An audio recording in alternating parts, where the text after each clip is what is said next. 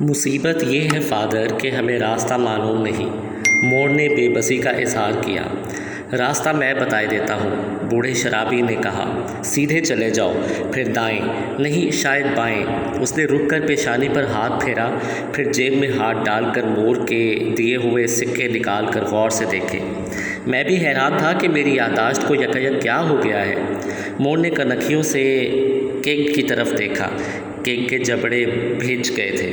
اس نے چند سکے مزید اس شرابی کی نظر کیے تو شرابی کی کھوئی ہوئی یادداشت فوراً ہی واپس آ گئی۔ ہاں، دائیں طرف گھوم کر 39ویں گلی میں چلے جاؤ۔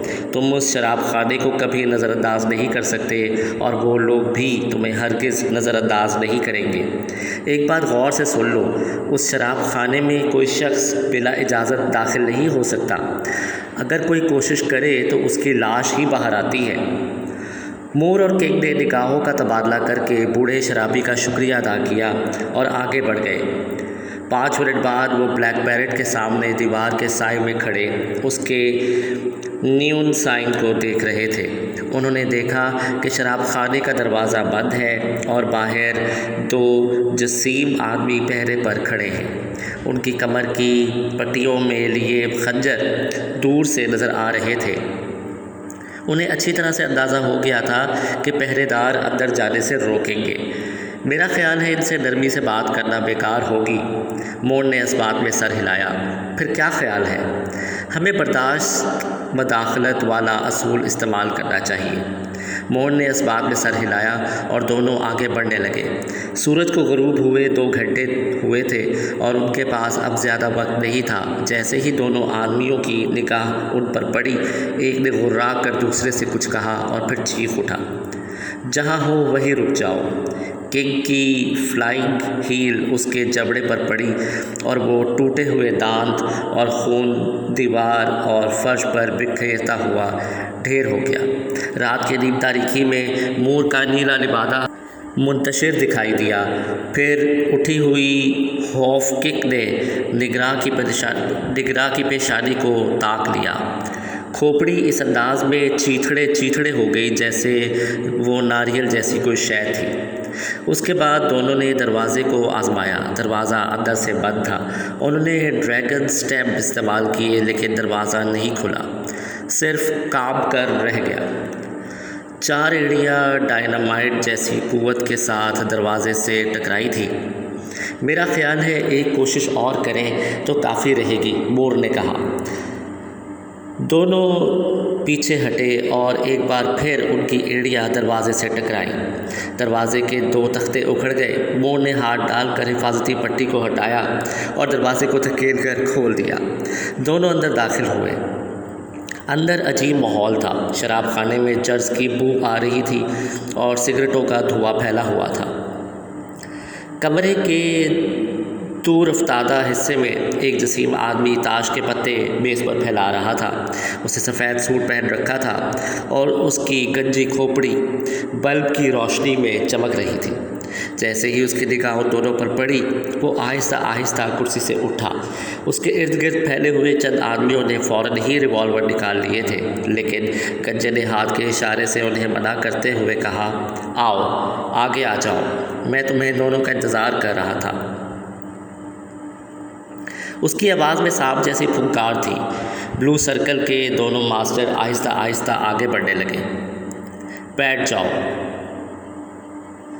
میکس شیلے نے اپنا تعارف کراتے ہوئے کرسیوں کی طرف اشارہ کیا۔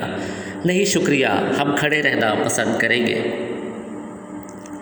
میکس شیلے نے کندھے اچکائے اور کہا، میرا خیال ہے کہ تم دونوں مسز باب کے سلسلے میں آئے ہو۔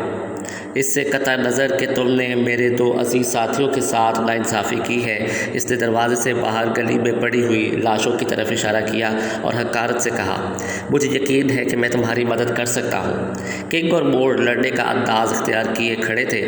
انہوں نے کنکھیوں سے چاروں طرف دیکھ کر اندازہ لگا لیا تھا کہ ان پر کس طرف سے حملہ ہو سکتا تھا۔ تم تشدد پسند ہو لیکن میں ایسا نہیں ہوں۔ میں تو ایک سیدھا سادہ کاروباری آدمی ہوں اور میرے کاروبار کا نام ہے دولت۔ مجھے صرف اسی ایک چیز سے دلچسپی ہے کیا ہمارے درمیان کوئی ایسا کاروباری معاملہ طے ہو سکتا ہے؟ مور نے اس بات میں سر ہلایا۔ ٹھیک ہے، ہمیں تکلفات میں وقت ضائع نہیں کرنا چاہیے۔ وہ لڑکی جہاں ہے اس کے بارے میں مجھے علم ہے، میں تمہیں معلومات فراہم کر سکتا ہوں۔ اس کے علاوہ یہ بھی ذہن میں رکھنا کہ اگر تم نے کوئی دھوکہ دینے کی کوشش کی تو لڑکی کا یہ اطمینان برقرار نہیں رہ سکتا۔ لڑکی کا باپ اپنی بیٹی کے لیے دولت کی پرواہ کرنے والا آدمی نہیں ہے۔ وہ جمعے کی شام غروب ہونے تک 5 لاکھ فرانک یہاں پہنچا دے گا، اور وہاں براہ کرم رقم کے بارے میں انکار نہ کرنا۔ میں جانتا ہوں کہ تمہارے پاس، اس نے مور کی طرف اشارہ کیا، اس بڑی رقم کی ایک قسط موجود ہے، 1 لاکھ فرانک۔ اگر تم یہ رقم میرے حوالے کر دو تو میں تمہیں لڑکی کا پتہ بتا دوں گا۔ اس کے بعد کے معاملات کو سنبھالنا تمہارا کام ہے۔ مور اور کنگ خاموشی سے اسے گھورتے رہے۔ میں ایک جواری ہوں، شیلے کہہ رہا تھا۔ میں تشدد پسند نہیں کرتا، اس سے مجھے اختلاج ہونے لگتا ہے۔ اس نے عقبی پردے کی طرف معنی خیز اشارہ کیا۔ پردے کے پیچھے سے ایک مشین گن کی بھیانک ڈال دکھائی دینے لگی۔ تم میرا مطلب سمجھ گئے ہوگے۔ اب تمہارے لیے یہی بہتر ہے کہ لڑنے کی بجائے جیب ہلکی کرو اور مجھ سے معلومات حاصل کرو اور آگے بڑھ جاؤ۔ اپنی توانائی کو محفوظ رکھو، کیونکہ مستقبل قریب میں تمہیں اس چیز کی اشد ضرورت محسوس ہوگی۔ اس نے رقم وصول کرنے کے لیے اپنا ایک ہاتھ آگے بڑھا دیا۔ پوری رقم کا انتظار کیوں نہیں کرتے؟ مور کی آواز میں الجھن تھی۔ اگر تمہارے ساتھیوں نے اس کام کے 5 لاکھ فرانک مانگے ہیں تو تم صرف 1 لاکھ میں سودے بازی کیوں کر رہے ہو؟ شیلے نے ایک طویل سانس لی اور پھیلا ہوا ہاتھ گرا دیا۔ دراصل میں اس پرانے مقولے کا حامی ہوں، نو نقد نہ تیرا ادھار۔ کیا تمہیں بھی یہ بات پسند ہے؟ مور نے اس بات میں سر ہلایا۔ اس نے اپنے لبادے سے ایک نیلا لفافہ نکال کر شیلے کی طرف بڑھا دیا۔ رقم دیتے ہی دونوں کے جسم تن گئے۔ وہ سوچ رہے تھے کہ اب شیلے انکار کر دے گا اور پھر شراب خانے میں ایک ہولناک جنگ شروع ہو جائے گی، لیکن مور کو حیرت ہوئی کہ ایسا نہیں ہوا۔ اس آدمی کا نام کیا ہے؟ مور نے دریافت کیا۔ بوفی ملال۔ جاؤ اور عبداللہ کا نام پوچھ لینا۔ کنگ اور مور خاموشی سے پلٹے اور شراب خانے سے باہر نکل گئے۔ ان کے جانے کے بعد شراب خانے کے ماحول میں کوئی تبدیلی نہیں ہوئی۔ سب معمول کے مطابق اپنے اپنے کام میں لگ گئے۔ صرف چند آدمیوں کو لاشیں اٹھانے کی زحمت ہوئی تھی، اور 2 آدمیوں کو شراب خانے کے اندر نگرانی کرنے کے بجائے باہر مامور کر دیا گیا تھا۔ شیلے رقم کا لفافہ لیے کرسی سے اٹھا اور کمرے کے عقبی دروازے سے دوسرے کمرے میں پہنچا۔ یہ دفتر تھا۔ وہاں صوفے پر ایک خوبصورت لڑکی بیٹھی ہوئی تھی۔ وہ حیرت اور خوف کے ملے جلے تاثرات سے شیلے کو گھور رہی تھی۔ شیلے نے اپنا بیلٹ کھولا تو اس نے بھوکے نگاہوں میں چمک دیکھی۔ لڑکی کے حلق سے کراہ نکل گئی۔ شیلے بھوکے بھیڑیے کی طرح اس کی طرف لپکا۔ میری پیاری مسز باب، اس نے کہا لگا کر کہا، میرا خیال ہے کہ ہر بات میرے منصوبے کے عین مطابق ہو رہی ہے۔ مجھے جو چیز الجھن میں ڈال رہی ہے وہ یہ ہے کہ مور نے کہا، آخر اس کتے کے بچے نے ہمیں زندہ کیوں چھوڑ دیا ہے جبکہ وہ ہمیں آسانی سے ہلاک کر سکتا تھا؟ وہ ایک کیفے میں پہنچے۔ وہاں سے مخبر فون کر کے اطلاع دی کہ ان کی اگلی منزل مقصود کون سی جگہ ہے۔ مور نے یہ کال اس عجیب شخصیت کو کی تھی جو اولڈ بیل کے نام سے مشہور تھا۔ فون کرنے کے بعد وہ سفر پر روانہ ہوئے۔ وہ رات بھر سفر کرتے رہے۔ ابتدا میں انہوں نے ایک کرائے کا ٹرک اور بعد میں ایک طیارہ استعمال کیا۔ صبح کی پہلی کرن کے ساتھ وہ صوبائی دارالحکومت بوفی ملال پہنچ گئے۔ مجھے رقم کے نقصان کی پرواہ نہیں، مور کہہ رہا تھا۔ میں تو حیران ہوں کہ اسے ہماری آمد کا علم تھا۔ وہ مسلح حالت میں منتظر بھی تھا، پھر اس نے معاملے کو ہمارے لیے اتنا آسان کیوں بنا دیا؟ بس یہی ایک بات مجھے مسلسل پریشان کر رہی ہے۔ 1 لاکھ فرانک، کنگ نے یاد دہانی کرائی۔ لیکن وہ اس سے زیادہ بھی طلب کر سکتا تھا، مور نے غور کرتے ہوئے کہا۔ اس صورتحال سے صرف کاکنان کا نام سامنے آتا ہے۔ بہرحال اگر شیلے واقعی ریڈ سرکل اور کاکنان کو دھوکہ دے رہا ہے تو صاف ظاہر ہے کہ اسے کاکنان کی طرف سے کسی دھوکے کی توقع ہے۔ اس کا مطلب یہ ہوا کہ وہ اپنی دانست میں ہمارے ہاتھوں کاکنان کو قتل کروانا چاہتا ہے۔ ہاں، یا پھر ہم اس کے ہاتھوں ختم ہو سکتے ہیں۔ اس طرح شیلے 1,00,000 فرانک کے فائدے میں رہتا ہے۔ صبح کی دھند میں بوفی ملال کا شہر قبرستان کی مانند پراسرار نظر آ رہا تھا۔ وہ اس وقت خیموں کے پاس سے گزر رہے تھے جن کے باہر الاؤ روشن تھے۔ دونوں نے کئی گھنٹوں سے آرام نہیں کیا تھا۔ انہوں نے 1 گھنٹے تک آرام کا فیصلہ کیا۔ اس وقت تک مطلوبہ مخبر اپنے بستر سے اٹھ سکتا تھا اور وہ اس سے رابطہ قائم کر سکتے تھے۔ وہ 1 گھنٹے بعد اٹھے اور شہر کی طرف چل دیے۔ ابھی وہ پہلے مقام سے چند قدم دور تھے کہ انہیں ایک آدمی اپنی طرف آتا دکھائی دیا۔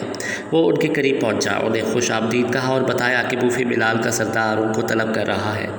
اس دعوت میں منہ کو عیاری کی بو محسوس ہو رہی تھی، لیکن وہ اسے قبول کیے بغیر نہ رہ سکا۔ بوفی ملال کی گلیوں سے گزرتے وقت کنگ حیران تھا کہ آخر اس شہر کے لوگ کہاں غائب ہو گئے ہیں۔ گلیاں سنسان تھیں اور کوئی آدمی نظر نہیں آ رہا تھا۔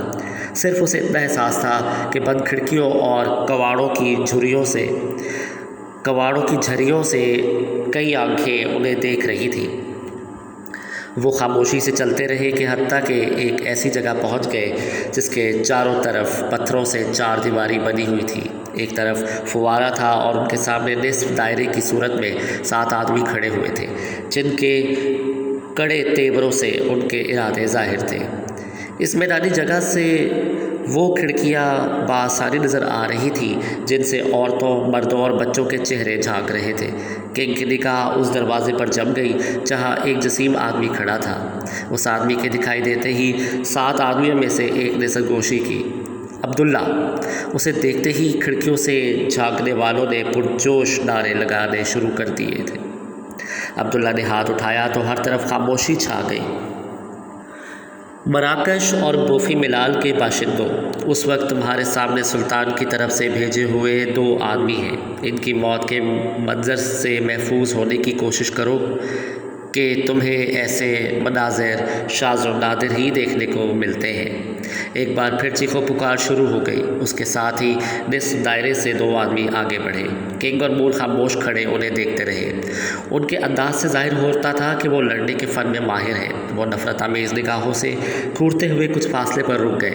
کنگ اور مور نے فوراً کیٹ اسٹینس اختیار کر لیے۔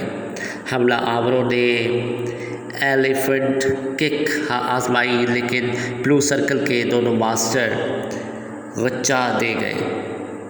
انہوں نے بیک وقت اس کا بلوز استعمال کیے لیکن کسی بھی حملہ آور کی کنپٹی کو نقصان نہیں پہنچا۔ جواباً انہوں نے ریم ہیڈ پنچ استعمال کرنے کی کوشش کی۔ اسی دوران کنگ کو موقع مل گیا۔ اس نے حریف کے منہ پر پاؤنڈنگ دیو مارا جس سے اس کی ناک ٹوٹ گئی۔ کنگ کا ہاتھ بھی فوارے کی طرح نکلنے والے خون سے سرخ ہو گیا تھا۔ مور اور اس کے حریف میں جنگ جاری تھی۔ مور نے ایک طرف ہٹتے ہوئے نائف پوائنٹ استعمال کیا۔ حملہ آور چیخا، اس کی ایک آنکھ ضائع ہو گئی تھی۔ اسے سنبھلنے کا موقع دیے بغیر اس نے دوسرا وار کیا۔ فضا میں کھوپڑی چٹکنے کی آواز دور تک گونجی تھی۔ ابھی وہ سنبھلنے بھی نہیں پائے تھے کہ 2 نئے آدمیوں نے مردہ ساتھیوں کی جگہ لے لی۔ اس مقابلے میں کنگ کا بایاں گھٹنا زخمی ہوا۔ تکلیف زیادہ نہیں تھی لیکن وہ اس ٹانگ کو مہارت سے استعمال نہیں کر سکتا تھا۔ یوں محسوس ہوتا تھا جیسے وہ حملہ آور سے دب رہا تھا۔ وہ فوارے کے قریب پہنچ گئے تھے۔ کھڑی ہتھیلی کے جس کے وار سے حملہ آور نے خود کو بچایا تھا اس نے فوارے کی دیوار میں درز پیدا کر دی۔ مور کی بائیں آنکھ کے اوپر زخم آ گیا تھا۔ خون بار بار رس کر آنکھ میں گر رہا تھا لیکن وہ اس بات کی پرواہ کیے بغیر اس وقت تک لڑتا رہا جب تک مخالف کی دونوں ٹانگیں اور ایک کلائی توڑنے میں کامیاب نہیں ہو گیا۔ کنگ کے مد مقابل نے بڑی مہارت کا مظاہرہ کیا لیکن ایک موقع پر ذرا سی لاپرواہی ہوئی اور کنگ کی انگلیوں کا خنجر اس کے سینے میں گھستا چلا گیا۔ مرنے سے پہلے اس نے بڑی دردناک چیخ ماری تھی جس سے پورا ماحول کانپ گیا۔ اس صورتحال کو دیکھ کر دروازے میں نظر آنے والی شخصیات غائب ہو گئی اور باقی حملہ آوروں کو بھی آگے بڑھنے کی جرأت نہیں ہوئی۔ اچانک کنگ کی نگاہ ایک مکان کی چھت کی طرف اٹھ گئی۔ سورج کی طرف پشت کیے 2 آدمی وہاں کھڑے تھے۔ جب ان میں سے ایک بلند آواز میں بولا تو غالباً سب نے اس کی آواز پہچان لی۔ بوفی ملال کے لوگوں، وہ کہہ رہا تھا، تم نے عبداللہ کے آدمیوں کی طاقت کا مظاہرہ دیکھ لیا اور تمہیں یہ بھی اندازہ ہو گیا ہوگا کہ کون سچا ہے۔ اب تم لوگوں کا کیا خیال ہے؟ استقلال! کھڑکیوں سے آوازیں بلند ہوئیں، استقلال، استقلال! دونوں آدمی نیچے کودے اور آہستہ آہستہ آگے بڑھے۔ کنگ خاموشی سے ان کو گھور رہا تھا۔ ان میں سے ایک مور کی طرح سیاہ فام تھا اور دوسرا غیر ملکی تھا۔ سیاہ فام نے مور کی طرف دیکھا اور کہا، تم نے بہت اچھے انداز کا مظاہرہ کیا ہے۔